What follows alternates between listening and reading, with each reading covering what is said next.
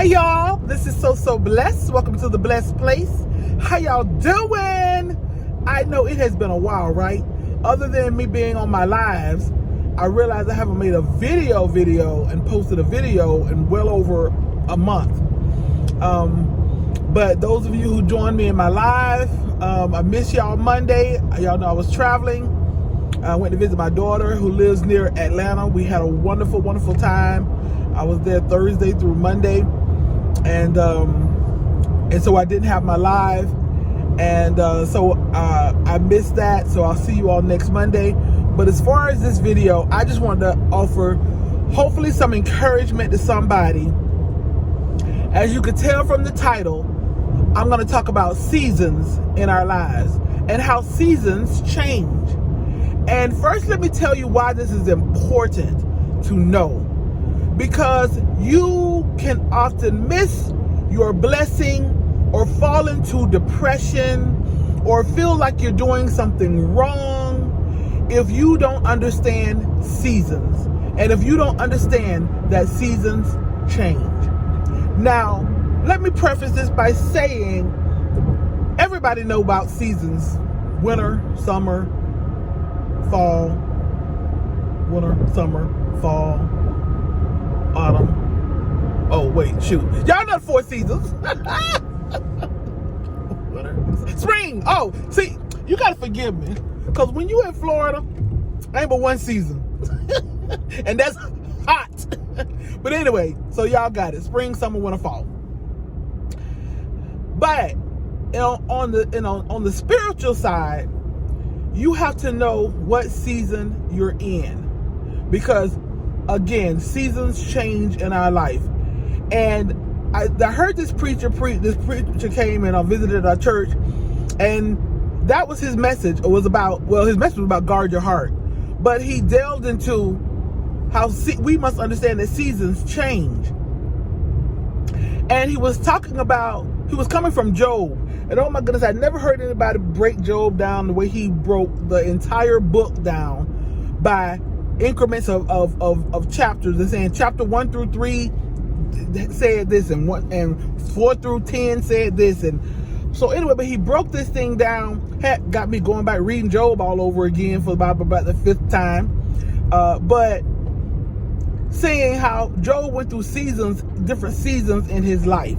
So we're going to go through seasons of planting, and what I mean by planting is, you're out there, you're doing the work, you're in the hot sun, the proverbial hot sun. You're doing the work, and you laying that foundation, and then you got to do some watering. And that's when you taking care of, the work that you have done, the upkeep, you taking care, whether you're raising your kids, or whether you maintaining your job, or, whether you're maintaining your friendships, or, you're trying to maintain your health. So you're doing the watering, and then God gives the increase. And that's your faithfulness. When you've been faithful to God, faithful to your family, faithful to yourself, faithful to your friends. And God is doing that watering, and then you're going to get the increase. And the increase is when we are reaping what we sowed. That's why you got to plant good seeds, because you're gonna reap what you sow. Now you can't sow no apples and think you go get some oranges.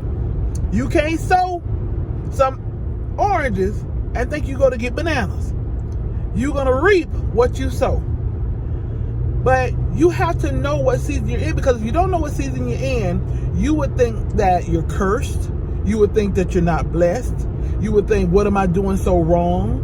You'll start comparing yourself and say, what are they doing that I'm not doing? Why is it that they seem to get what they want when I don't? Why is it I've been working so long at this, but I have not prevailed, or I have not been successful, or I was successful and then it flopped? You just have to know what season you're in and trust God in that season, and do the work while you're in that season. And there's even harvest time. Don't be guilty about harvest time. And what I mean by that is you've put in the work. You've planted and you've watered, and God has given the increase. And now you can go shop and buy what you want to shop, what you want to shop for. You can drive what you want to drive. You can live where you want to live. You can travel where you want to travel. But then people might want to act like you think you something. You think you special. You think that you all of that in a bag of chips. No, with humility. No, I'm humble and thankful and grateful that God is rewarding me for what I've sown. He has given me the increase. And I'm not going to feel guilty about serving a God who blesses just like that. So I just wanted to encourage someone, because someone may be in a depressive season. And I don't like to use depression, even though that's real, and that's a real thing. But sometimes we like to label ourselves as depressed, and maybe it's just a heaviness. It's a spirit of heaviness. And that's what season you're in that season of heaviness. But in that season of heaviness, you gotta move. You gotta seek God for relief. If you gotta seek medical help, if you gotta seek therapy, counseling, that is okay. That's what season you're in, where you need some help. We all have a season where we need some help. It could be financial help. It could be physical help. There have been times, a few weeks ago, my shoulder was hurting so bad, I could not even get dressed. My husband had to help me get dressed a few days just so I could make it to work. That was what season I was in at that time. We're going to need some physical help sometimes. We're going to need some mental help sometimes. We're going to need some spiritual help sometimes, which is what I try to offer you. We're going to need some financial help sometimes. And don't feel guilty seeking the help that you need, or even receiving the help that you need. Somebody want to bless you? Let them bless you. Don't be too proudful, because God is going to bless you through man. Like somebody told me when I was like, no, don't give me any money. No, don't give me this. I was like, well, Deidre, God's word say when you give, he's going to give it back to you, pressed down, shaking together, running over. Shall men give unto your bosom? So I know you're a giver. So stop being so stubborn and proudful and not want to receive. How you think God is going to give it back to you, pressed down, shaking together, running over? You think he's just going to rain it? You think it's going to fall from the sky? And she just opened up my eyes when she said that, because I'm like, that's truly what God's word says. And then you have to understand that you are in a reaping harvest season. So let somebody give to you. My friend came and gave me the other day, gave me $50. I helped her out with some stuff and some paperwork. And she came, and I was like, no, don't give me any money. I was like, you love on me and do things for me. I reciprocate and do things for you. Don't be giving. She was like, what I told you. I was like, Deidre, you're in your harvest season. You're in your harvest season. Receive. So we're in different seasons. You listening to me right now, and you say, Deidre, ain't nobody offer to give me no money. Or I don't have an overflow. He ain't gave it back to me, pressed down, shaking together, running over. That's because you're not in the same season I am right now.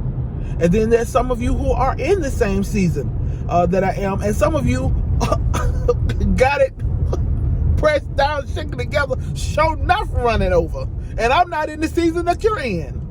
But it's not about comparing. It's about what God is doing for you right now in your season. And if you are in your season of where it seems like it's one thing after the other that's going wrong, like Job. It's like first his cattle and all of that was gone. Then somebody else came and told him that, your children gone.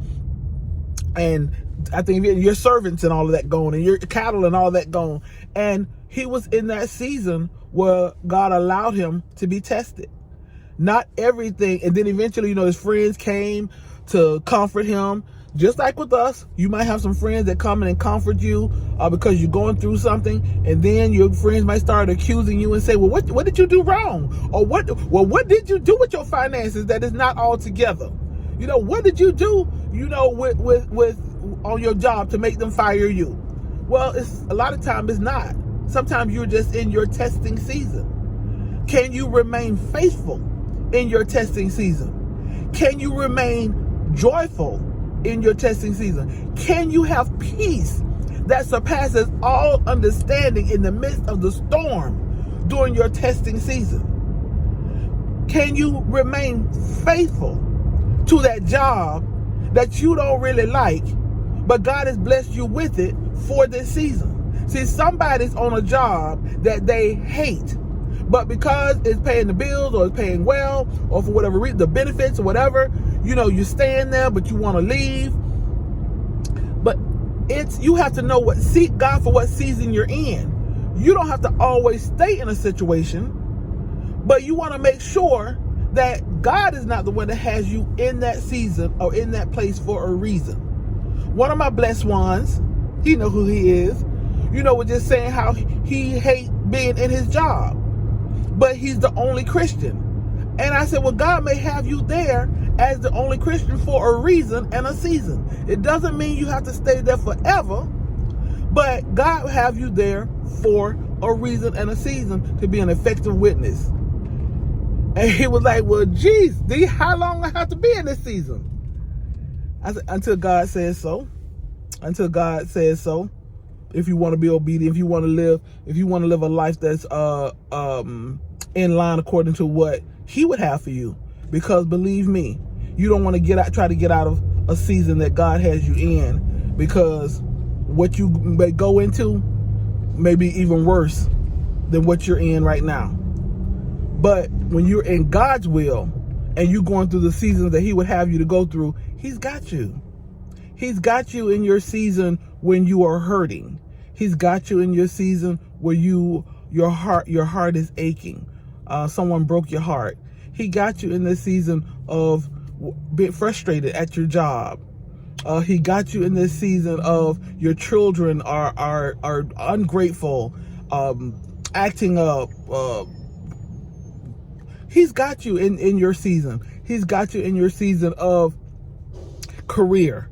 Advancement in your career or career move, or maybe some of us even at retirement, near retirement age, and you're kind of wondering what's going to happen, if in retirement, if you might have some physical ailments, we're getting at that age where we have, physical ailments. You might be scared about the future or all types of things, but when you are in the season that God would have you in, and you are living by faith, he's got you. And in closing, I was trying to avoid this. I was trying to avoid sounding like I'm doing a sermon in church, but when you're a church girl and it's in you. But in closing, girl beside me looking like, who is she talking to?